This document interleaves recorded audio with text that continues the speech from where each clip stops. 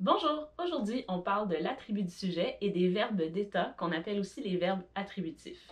Donc qu'est-ce que c'est l'attribut du sujet? C'est la fonction syntaxique du complément d'un verbe d'état.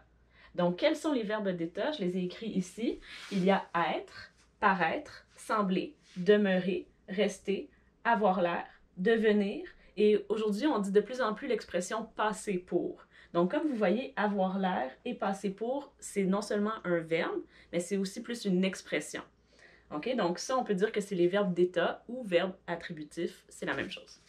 La majorité du temps, un attribut du sujet, c'est soit un adjectif ou un nom. Alors, on va regarder les exemples que j'ai mis ici. Premièrement, tu sembles malade.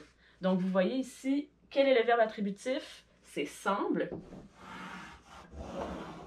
Et tu sembles quoi ou comment? Ben, tu sembles malade. Donc, malade est l'attribut du sujet tu, parce que c'est le complément du verbe attributif semble. Et quand je dis que c'est l'attribut du sujet tu, c'est que c'est l'attribut du sujet du verbe d'état, et ça fait en sorte que l'attribut du sujet, quand c'est un nom ou un adjectif, eh bien, il s'accorde en genre et en nombre avec le sujet du verbe d'état.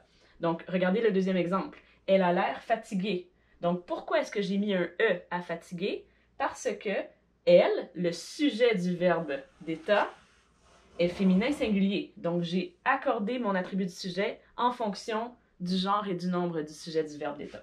Et finalement, troisième exemple, les fenêtres sont fermées. Donc ici, on a le verbe d'état être, qui est le verbe le plus couramment utilisé. Et il faut bien remarquer ici, quand on voit les fenêtres sont fermées, ça ressemble un peu au passé composé, mais ce n'est pas le passé composé. Ici, on a le verbe être au présent, et ensuite on a fermé, qui est un participe passé utilisé seul.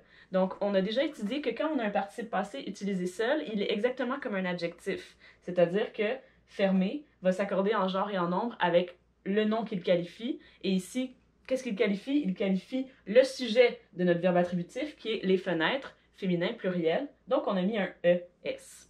Alors voilà, j'espère que c'est bien clair et je vous souhaite une bonne journée. Au revoir!